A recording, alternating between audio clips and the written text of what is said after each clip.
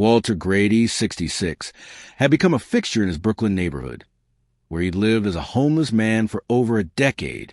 Thin and weathered, his silver beard had long since gone untended, and he carried a battered, military-style backpack, a faded green canvas with frayed straps that had once been part of an Army issue. The locals knew him as the quiet one. Unlike many of the other homeless individuals who openly asked for money or caused disruptions, Walter kept to himself. He spent his days collecting bottles for recycling, occasionally accepting leftover food from sympathetic restaurant workers. When night fell, he would find shelter in various doorways, careful not to become a nuisance to any single business owner. Few knew that Walter had once served in the U.S. Army for over 20 years, honorably discharged in 2004.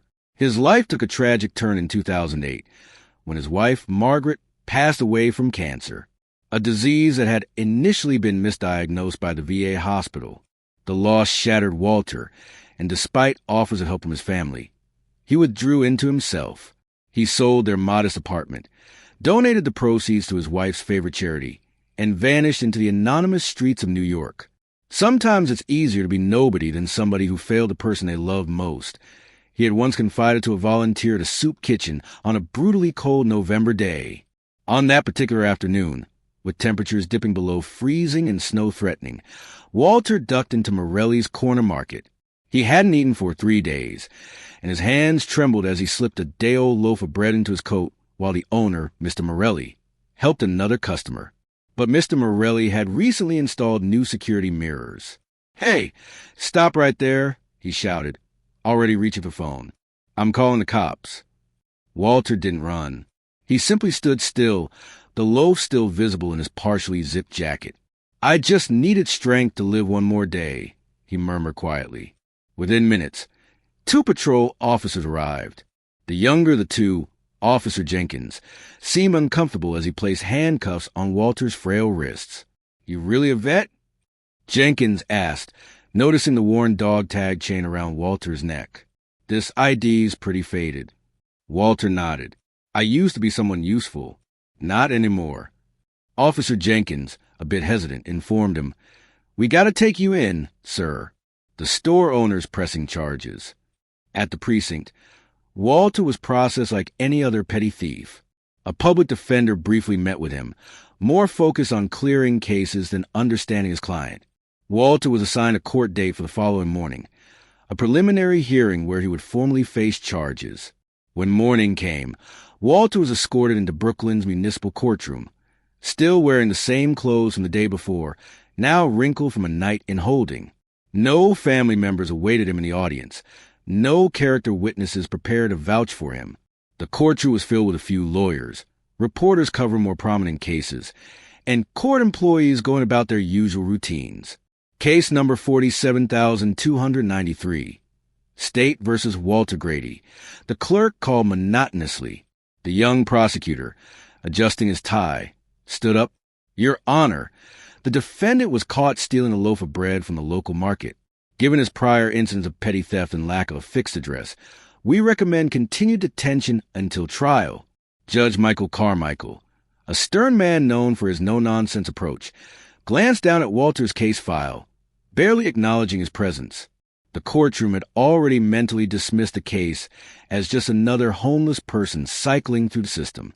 "Mr. Grady, how do you plead?" "Do you plead?" Judge Carmichael asked finally, lifting his gaze. "Guilty, Your Honor," Walter replied softly. "I was hungry." A snicker echoed from the back row, but the judge shot a glare in that direction before returning his attention to the paperwork. "Walter Edward Grady, former Staff Sergeant, United States Army," Judge Carmichael muttered, his voice trailing off as he scanned the identification details. The courtroom fell silent, and the judge's expression shifted.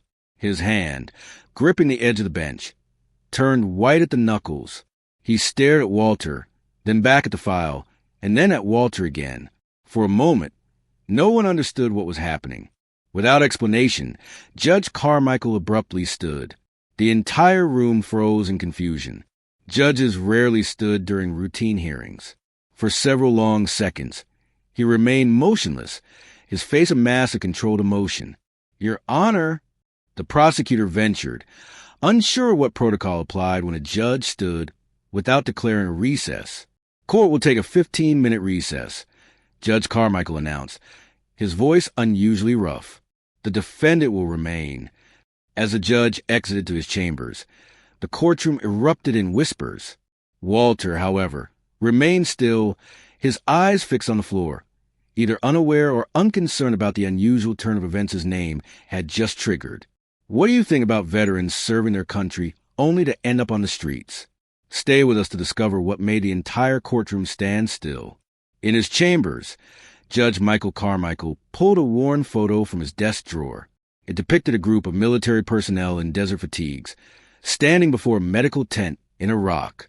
His hands trembled slightly as he saw himself in the picture, 20 years younger, serving as a field medic before pursuing law. And there, standing tall in the back row, was Walter Grady.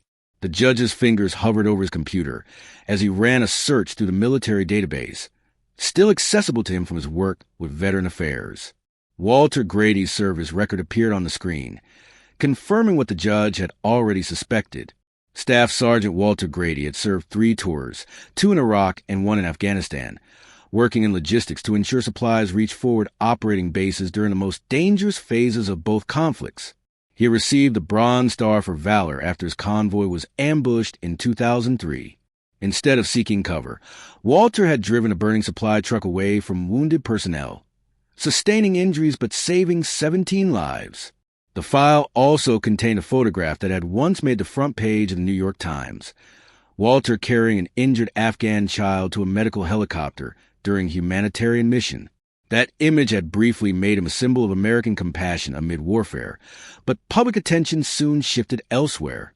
However, what truly caught the judge's attention was a mission report from July 2003, which had only recently been declassified. During chaotic evacuation under enemy fire, Walter had carried an injured medic, Private First Class Michael Carmichael, 2 miles to safety, despite sustaining shrapnel wound himself. "My God," the judge whispered. "It's him." Judge Carmichael had spent years trying to locate the man who had saved his life, but Walter had disappeared into civilian life, leaving no forwarding address after his discharge. The judge had never even known his rescuer's full name, just Grady, shouted across the chaos of battle. While the judge processed his discovery, Walter sat alone in the courtroom, ignored by the bailiff, who checked his phone during the recess. For 15 years, Walter had lived on the margins of society, invisible to the system he had once served. After his wife's death, Walter had spiraled into profound grief, compounded by untreated PTSD. The VA hospital's misdiagnosis of Margaret's cancer had destroyed his faith in the system. When she passed, Walter walked away from everything, his benefits, his pension, his identity. He couldn't bear the bureaucracy that had failed the person he loved most. For years, local residents had treated Walter as just another homeless man, a shadow moving through their neighborhood, unaware of the hero who had once been a lifeline in their own city's darkest moments. Walter had long been seen as a nuisance in the neighborhood. Teenagers occasionally threw food at him for amusement. Shop owners hosed down the sidewalks where he slept, and the police moved him along whenever residents complained. Even other homeless individuals kept their distance from the quiet man, who sometimes woke up screaming from nightmares.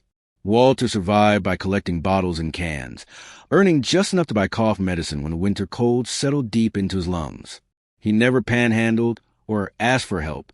His military training had instilled a deep sense of self-reliance, a quality that persisted even as his circumstances deteriorated. On his darkest days, Walter would pull out the photo of Margaret he kept wrapped in plastic, protected from the elements. "Almost there, Maggie," he would whisper, just holding on a little longer. Back in his chambers, Judge Carmichael was making a series of urgent phone calls. The first was to the VA office, requesting immediate verification of Walter's service record. The second was to James Mason, now a colonel, who had served alongside both men years ago. "Mason, it's Michael Carmichael. I found him, the man who pulled me out at Fallujah. He's in my courtroom right now, homeless, charged with stealing bread." The silence on the other end spoke volumes before Mason responded. "I'm 3 hours away. Don't let him leave." The judge wrote a personal note on official letterhead. Walter Grady is not an ordinary homeless man. He is a symbol of loyalty, forgotten by the country he served. Judicial ethics prevented him from dismissing the case outright based on their personal connection, but nothing would stop him from ensuring justice would take a different path than initially planned. As the recess neared its end, the judge's clerk noticed a document on her desk that hadn't been there before. It was a famous photograph of Walter with the Afghan child, along with a handwritten note beneath it. Some heroes never asked to be remembered. The clerk recognized the handwriting. It was Colonel Mason's, from previous correspondence with the Court on Veteran Affairs.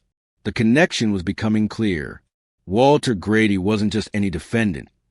He was someone whose actions had rippled through many lives, including those who now held power over his fate.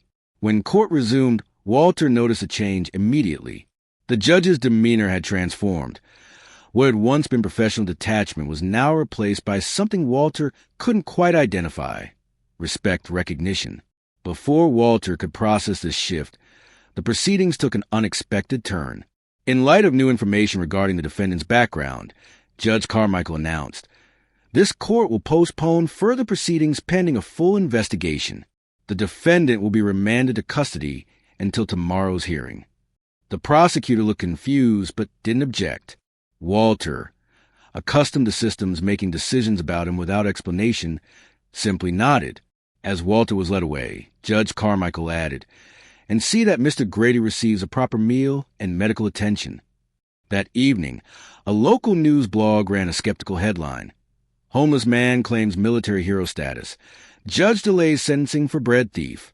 The comment section quickly filled with cynical takes. Another street person making up stories about being a vet. If he really served, why doesn't he get VA benefits instead of stealing? In the county holding facility, Walter encountered hostility from a young inmate who'd read the article on a contraband phone. "Stolen valor is disgusting, old man," he spat, shoving Walter against the wall.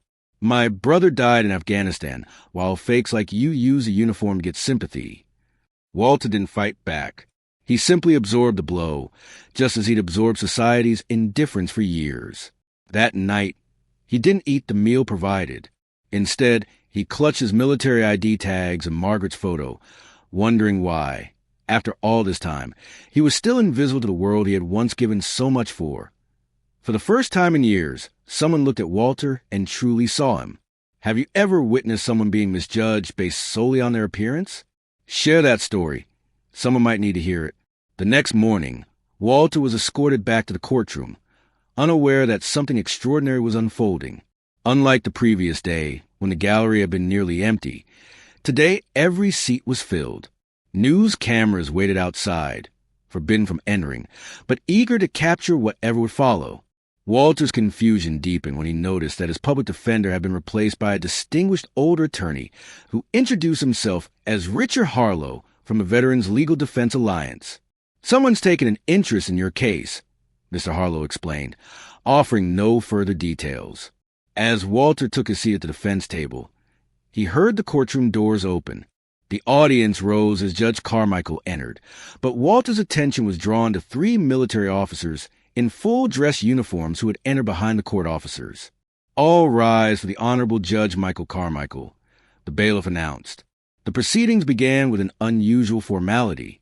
The judge's demeanor was markedly different from the previous day. "Before we address the charges against Mr. Grady, the court will hear relevant testimony pertaining to the defendant's background, which may influence these proceedings." Walter stared in confusion as Colonel James Mason approached the witness stand. Though 20 years older than when Walter had last seen him, Mason's military bearing remained unmistakable. After being sworn in, Mason addressed the court with practiced precision. "I am Colonel James Mason, currently stationed at Fort Hamilton. I have known the defendant, Staff Sergeant Walter Grady, since our deployment to Iraq in 2003. The colonel turned to face Walter directly. "This man before you saved the lives of 17 soldiers when our convoy was ambushed near Fallujah. While under heavy fire, he drove a burning fuel truck away from our position, sustaining second-degree burns but preventing an explosion that would have killed us all." Murmurs spread through the courtroom as Mason continued. Staff Sergeant Grady later carried a wounded medic, a young private first class named Michael Carmichael, 2 miles to safety despite shrapnel wounds to his own leg. At this revelation, all eyes turned to Judge Carmichael, whose professional composure momentarily cracked as he nodded in confirmation. The prosecutor stood, clearly uncomfortable. Your Honor, while this testimony speaks to the defendant's past character, it doesn't change the fact that he committed theft. If I may continue, Colonel Mason interrupted. After reviewing Mr. Grady's file, we discovered a significant administrative error. Due to a system migration in 2008, Walter Grady's pension and benefits were erroneously terminated when he didn't respond to paperwork sent to an outdated address. He has been entitled to approximately $1,370 per month for the past 15 years, plus medical care for service-related injuries. That totals over $246,000 in unpaid benefits. The courtroom fell silent as the implication sank in. Walter himself looked stunned, his weathered hands gripping the edge of the table. Furthermore, Mason added, producing a folder, we have affidavits from 5 members of your old unit, all attesting to your character and service, including this letter from General Richards, who credits you with saving his son during that same ambush. Judge Carmichael addressed Walter directly for the first time. Mr. Grady, would you please approach the bench? As Walter stood uncertainly, the judge continued, protocol would typically prevent me from presiding over a case involving someone with whom I have a personal connection. However, I did not recognize you yesterday. Only after reviewing your file did I realize you were the man who saved my life in Iraq. A collective gasp swept through the gallery. The judge removed his glasses, his formal demeanor softening. I've spent nearly 2 decades trying to locate you, to thank you. I never knew your full name, just Grady, shouted across the battlefield. Walter's voice, when he finally spoke, was rough from disuse. I was just doing my job, sir. You did far more than your job, the judge responded. And this country has failed to do its job for you. Judge Carmichael turned to the prosecutor. In light of these extraordinary circumstances, does the state wish to proceed with charges? The young prosecutor, now visibly moved, stood. Your Honor, the state moves to dismiss all charges against Mr. Grady, with prejudice. So ordered, the judge responded immediately. Mr. Grady, you are free to go. This court extends its deepest apologies for the miscarriage of justice that has extended far beyond these proceedings. As Walter stood in shock, silence enveloped him. The back doors of the courtroom opened again, and a woman in her 30s entered, her eyes searching until they found Walter. She approached slowly, tears streaming down her face. Uncle Walter, she said, I'm Rebecca, Margaret's niece. We've been looking for you for years. Walter's composure finally broke. His shoulders sagged as Rebecca embraced him. The first human contact he'd experienced in years that wasn't from police officers placing him in handcuffs. Outside the courtroom, reporters thrust microphones toward Colonel Mason. This is not just about one veteran, he stated firmly. This is about thousands of Walter Gradys, who fall through the cracks in a system they defended. Today, we begin making this right. By afternoon, the story had gone viral. News helicopters hovered over the courthouse as Walter emerged, clean-shaven and wearing donated clothes. He was flanked by Colonel Mason and Judge Carmichael, now recused from the case but present as a private citizen. Mr. Morelli, the store owner who had pressed charges, pushed through reporters to reach Walter. I didn't know, he said, visibly shaken. I saw you as just another troublemaker. I'm ashamed now. Walter simply nodded, too overwhelmed to speak. Within 48 hours, a veterans organization established a fund for Walter that quickly exceeded $200,000 in donations. Social media erupted with similar stories of veterans who had fallen through bureaucratic cracks, prompting the VA to announce a review of terminated benefits cases. In a private moment away from the cameras, Judge Carmichael finally had the conversation he had waited 20 years to have. You carried me for 2 miles with shrapnel in your leg, he said quietly. The medics said you refused treatment until they stabilized me. Walter shrugged. You were worse off than me. You said something to me that day when I was going in and out of consciousness. The judge continued. You said, "Just keep breathing, kid. Your story isn't over." Those words kept me alive, kept me fighting. I became a judge because I want to continue serving like you did. Walter looked at the judge, no longer seeing the authority figure in robes, but the scared young medic from his memories. I'm glad something good came from that day. Not just something good, the judge replied. Everything good in my life since then, my career, my family, my chance to make a difference, it all exists because you didn't leave me behind. For the first time in years, Walter smiled, a genuine expression that reached his eyes. No man left behind. That wasn't just a saying for me. 3 days later, Walter stood in the judge's chambers, wearing a new suit. His military decorations were finally displayed on his chest. The Bronze Star, Purple Heart, and other ribbons telling the story of his service. A Veterans Affairs representative formally presented him with his back benefits, along with an additional settlement for the administrative error. As cameras captured the moment, Walter spoke publicly for the first time. I don't want anyone's pity. I just hope that those who come after won't be forgotten, like I was. The story, once a local human interest piece, transformed into a national outcry, sparking discussions about the systemic failures that left so many veterans like Walter to be forgotten. Walter Grady, a man who had spent 15 years in the shadows of society, had suddenly become impossible to ignore. His story sparked a national conversation about how America treats its veterans. Legislators cited Walter's case when introducing bills to reform the benefit system. The photograph of Walter carrying the Afghan child circulated once more, this time juxtaposed with an image of him homeless on the streets of Brooklyn. The powerful contrast forced uncomfortable questions about national priorities. Walter, who had once been invisible, was now at the center of debate that touched the core of America's values. What was it like when justice finally arrived, late but worth the wait? Share your story to give someone else hope. 6 months later, Walter moved into Veterans Village, a supportive housing community in Brooklyn. His small apartment, his first real home since Margaret's death, contained few possessions, but it was his. The walls were adorned with photographs. One of Margaret on their wedding day, another of his old unit in Iraq, and a new image of him with Judge Carmichael at Veterans Recognition Ceremony.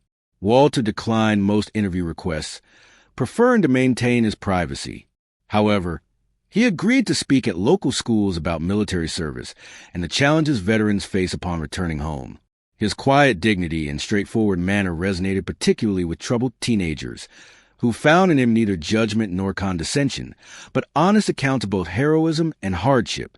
Each afternoon, Walter could be found at Prospect Park, sitting on a bench watching children play, sometimes the same bench where, when the weather was too severe for his usual doorways, he had once slept.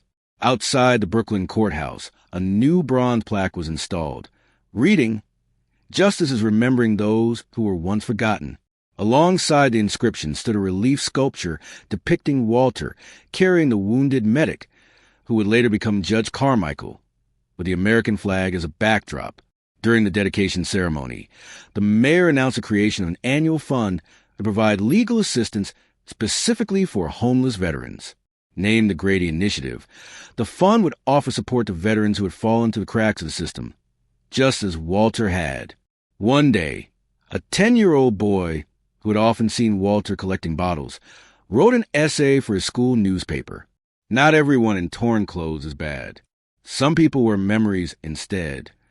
The essay won a citywide competition and was read aloud at a city council meeting addressing homelessness policy. Walter maintained a friendship with Judge Carmichael, occasionally joining his family for Sunday dinners. One evening, the judge's son asked Walter if he was angry about being homeless for so long. Walter considered the question carefully before answering. "I don't need anyone's pity. I just hope those who come after will remember those who came before." On Veterans Day, Walter stood before a crowd at Fort Hamilton, wearing his dress uniform for the first time in decades. When asked to make remarks, he spoke briefly but powerfully. "I once protected this country. Now the country has protected me back." His voice strengthened as he continued. "Kindness is never too late. It just needs someone patient enough to wait for it." As he stepped down from the podium, The assembled military personnel, from young recruits to aging veterans, rose in silent salute. Walter straightened his posture and returned the gesture, his eyes clear and dignified. No longer looking down to ground, he now looked forward toward the future. Justice may be delayed, but it is never absent, he said to himself. Don't give up when you're doing what's right. What moment have you stood firm when the world stood against you? Share it now and subscribe to QH Incredible Stories to see how truth and justice ultimately prevail. Share this video with someone who needs faith in doing the right thing. In the courtroom, the prosecutor had coldly stated, "Your Honor, the defendant was caught stealing a loaf of bread from the local market." The man only bowed his head. "I just needed strength to live one more day," Walter had whispered. The courtroom chuckled, but the judge didn't. He had just heard the man's name. Who was he? And why did the judge's eyes suddenly fill with tears?